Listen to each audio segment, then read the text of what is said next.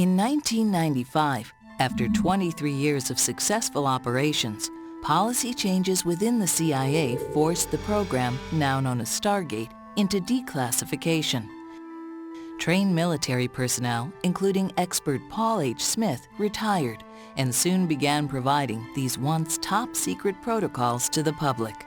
Advancements in dowsing and other ESP skills didn't stop with the declassification of the military program. As the private sector became aware of the previous scientific research, new public interest arose. Funding and new experimentation through private research organizations and instructors continued to make dowsing more efficient with newer, streamlined protocols and increasingly effective training methods. Now, modern dowsing was free to be used by anyone who was willing to give it a try, including employees with major telephone and utility companies. The routine to hunt for telephone lines that were buried in the ground is to use this very elaborate and very expensive technology developed by AT&T Bell Laboratory scientists. It involved a very powerful signal generator and a very sensitive receiver. What they would do is they would work from one end of the telephone line that was buried, send a strong electrical signal through it, and then use the sensitive receiver and wander all over the countryside looking for the other end of the telephone line or where the signal was being transmitted underground along the length of that line. What they actually did, they never actually pulled out this kit containing this very expensive AT&T Bell Laboratory equipment. Instead, what they did is they took some pieces of pipe, some heavy gauge copper wire, they bent the copper wires into 90-degree angles, affixed them to the pipes, and they dowsed. And these were the same guys that had to dig these cables up. They had to dig some ditches and trenches very deep to get access to these cables to do whatever repair work or whatever construction work they were having to do. They had a 100% success rate in both not locating cables that were not underground in certain fields and being able to locate cable that were known to be under certain fields. With dowsing growing in popularity, it didn't take long for people to realize that dowsing provided the potential for financial gain as well. People like Louis Matesha. And I went to Virginia Beach, and we dug Virginia Beach up and found a tremendous number of coins. I felt so sorry for these metal detecting people. They came up and he had 35 cents and we had a bucket full of jewelry. No one has ever found jewelry on the beach like we did. Mr. Matesha has released several books regarding treasure hunting with dowsing and was credited for several phenomenal discoveries, from locating buried silver bars to gold coins. His exploits are well documented, and to this day, he has been one of the most successful treasure hunters who have relied mostly on dowsing. But uses for dowsing didn't stop with treasure hunting. Gambling was also a target. Blacks and reds on a roulette wheel. In fact, on the side, I and some friends did go to Lake Tahoe, and we did make money. The stories abound. Dowsers winning the lottery, locating treasure, gambling, finding optimum stock market investments, and making important corporate and personal decisions. But what makes ESP-related skills such as dowsing actually work? The answer lies almost entirely with the subconscious mind. If you don't understand what the subconscious is, you're not alone. Many individuals may have an idea of when they receive information from this area of consciousness, but few understand it.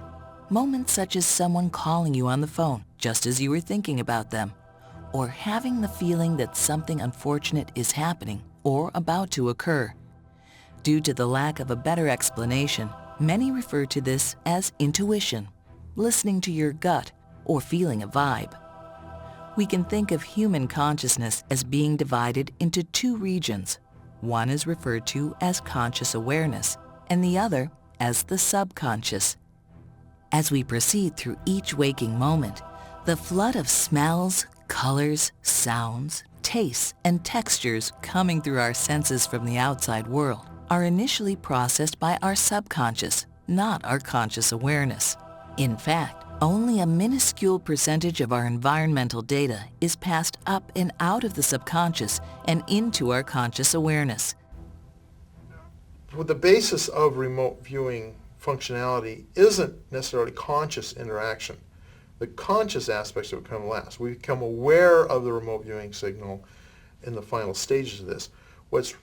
Most of the work is being done at what's generally known as a subconscious level. We talk in terms of the subconscious, the human subconscious, being connected with the rest of the universe in some interesting way that allows us to get information from places distant or hidden from us in some way. That all that information is available to the subconscious. It's just bringing up into conscious awareness where it can be useful that we run into difficulties. Notoriously, the subconscious is a repository for huge amounts of information, hundreds of thousands, millions of data bits that never make it up into conscious awareness. The bandwidth between subconscious and conscious is very narrow, and only a small amount of information ever comes to our cognition that we can actually work with in a conscious way. That's normal for any kind of sense. And when you add this ESP material in there, that's additional information that has to compete for that narrow bandwidth. So the trick is how do we get that information and make it available so that we can use it? Well, in remote viewing, the idea is you go through this process that we were trained in the military to access the information, the factual information, the visual information, in order for us to put it down on a piece of paper to express it and make it available for analysts. But how does all of this explain the movement that occurs with dowsing rods? Let's think for a moment of a seismograph. This is a sensitive instrument designed to measure sudden movements in the earth, such as those caused by earthquakes. Some seismographs are so responsive that they can catch subtle variations from the other side of the planet. Dowsing rods work on this same principle, but instead of being affected by the Earth's subtle movements, they're affected by the human nervous system. A lot of different theories about how dowsing works. The one that predominated for a long time was magnetism. The idea was that somehow the dowser was able to identify or that there was a magnetic interaction between the dowser and the whatever's trying to be located. Now, this normally happened when the dowser was looking for water or when the dowser was dowsing for minerals or that kind of thing. That was the explanation that was used. And so they'd go and they'd dowse for it, and supposedly there's this attraction that caused the rods to work or whatever. In fact, later on, when it seemed apparent that there was no such force that was strong enough to make these rods work, particularly ones made out of wood, which are non-magnetic anyway, the feeling got to be that there was some inner mechanism that dowsers possess. If you imagine yourself, for example, throwing a ball, even though it's just your imagination, the muscles that actually would be involved in throwing that ball actually get activated, and there are micro movements. Even though you never actually perform the motion, your muscles, in a way, perform it just at a much lower level, so that's not noticeable. And any time we have those kind of ideas of any kind of action or activity, our muscles respond at a very low level, so we're not even aware of it, but nonetheless it's happening. It's called the ideomotor response. When people go out to dowse, then that ideomotor response, they're expecting to find water, and so when they come to a place where they think water is, even though they're consciously trying very hard not to move the rods themselves, there's this involuntary motion of the muscles, which they're not even aware of, that cause the instrument, the pendulum, the rods, or whatever, to actually move. The nervous system can generate subtle movements that are undetectable by our conscious awareness, so it's easy to understand why some dowsers may believe that an invisible force is responsible for moving their tools when they use L-rods or pendulums. But the question still remains, how does the subconscious know the answers to the information you are seeking in the first place, especially information that would seem to be unobtainable, such as locating buried treasure, or knowing what the next winning color on a roulette wheel will be? This aspect of ESP-related skill might still be one of the most mysterious and controversial topics in related scientific research. But thanks to quantum physics, a theory called quantum entanglement may provide new insight into how the subconscious can obtain what some previously believed to be unobtainable. There may be explanations available in quantum physics, but in only a narrow scope of it, a feature called non-locality, which has the idea that things are entangled. There's several different terms for it, Bell's theorem, non-locality, quantum entanglement. There's some interesting features of that part of quantum theory that might explain not just things like dowsing, but also things like remote viewing or ESP in general. The idea here is that physical particles, not subatomic particles, that become entangled sometime in their past, they establish kind of a causative correlation, so that when they're separated by a long distance sometime in the future, if you affect one, then you have an instant effect on the other. Some of the results of the experiments in this suggest the sorts of things you encounter when you're doing dowsing or remote viewing. At one time, physicists believed that atoms were the smallest form of matter in existence. Then we discovered atoms were actually comprised of even smaller particles called electrons, protons, and neutrons. Today, we now know that even deeper levels of subatomic particles exist in the composition of all matter, including biological life, forms of energy, and neurons, a component for human thought. As the name implies, entanglement occurs when two or more of these subatomic particles form an association at what is now believed to be the lowest level of subatomic existence. The association between these particles allow influences that affect one particle to occur to the other instantly and regardless of distance. As a result, some researchers refer to this as non-locality, nullifying the idea that information travels between the particles and instead that it is somehow already and instantaneously connected at another level of existence. While this may seem inconceivable to some, it's no more astonishing than at one time theorizing how the splitting of an atom could not only be possible, but that it could be harnessed as a destructive weapon. The advancements made within quantum mechanics, including the theory of quantum entanglement, may begin to provide the answers to how the subconscious mind is able to obtain information about an unknown or remote target, providing insight into the mechanics behind dowsing and all related ESP skill. With convincing military test results, personal experiences, and new sciences providing a glimpse into how our thought function may truly operate, why are there still skeptics? Skeptics don't like dowsing because they have no way of explaining how it works. They are opposed to it for many of the same reasons they're opposed to ESP or similar kinds of so-called paranormal phenomena.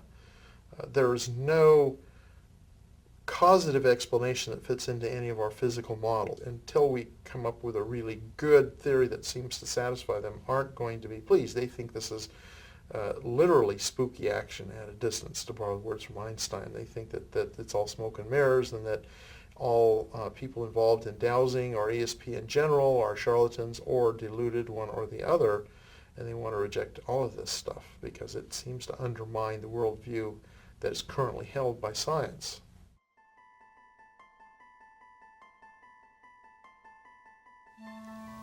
I had a teacher, and I traveled all over the United States, and I went to see the people that knew what they were talking about. And that's how I did it, because you can learn how to drive a car, but if you're going to be a race car driver, you're going to have to get the experts to teach you what to do. The beginner can do it. He just goes and see what happens, but it's all mental. You just focus, and it will do it. A lot of times, when I trained the Marines, I just threw a pencil on the ground. I said, walk over that pencil and see if those wires react. Whammo. They spread apart immediately. I said, that's the pencil. Now you put it on your head, tunnel. Now you walk around this village and find a tunnel. Whammo. It opened up right away. One of the big issues with remote viewing is something called analytical overlay. And the problem with analytical overlay is that analytical overlay is also known as mental noise. These are the imaginings, the thoughts, the analyses, all the stuff that's going on in our conscious minds, expectation, that sort of thing, that end up contaminating the signal line. Let's say the target you're trying to describe is the Eiffel Tower. You as a remote viewer have no idea that it's the Eiffel Tower you're trying to describe. All you know is you've been given a set of coordinates or a certain number, and you are just going through the process. You get an impression of crisscrossing metallic structures and cold, bumpy, rivety kinds of things. You get these impressions. And that's all accurate about the Eiffel Tower. The problem is that it also matches the bridge that you drove over on your way into work that morning. And so all of a sudden your conscious awareness guesses, oh, jumps to a conclusion, oh, it's a bridge. Well, it isn't a bridge, it's the Eiffel Tower, but you have come to that false conclusion based on this interesting process. The same thing can happen with dowsing, where you may have conscious expectations that cause the ideomotor response. What you want to do is to be able to learn how to let the actual signal, dowsing signal, come through the subconscious and be the thing that motivates the indications of your devices, whatever device you're using, and not have it be your conscious awareness that's motivating that. And that's where, of course, the challenge is, to learn to tell the difference and to allow the one to operate and not allow the other one to interfere. There's a certain portion that is natural ability, and the other portion is a lot of hard work and sticking to it. Everybody has it. It's just a part of your makeup, and everybody's makeup. The ability to do it mostly rests, I think, with a person's own belief system, whether they believe they can do it or not, and how much work they want to put into it to be successful.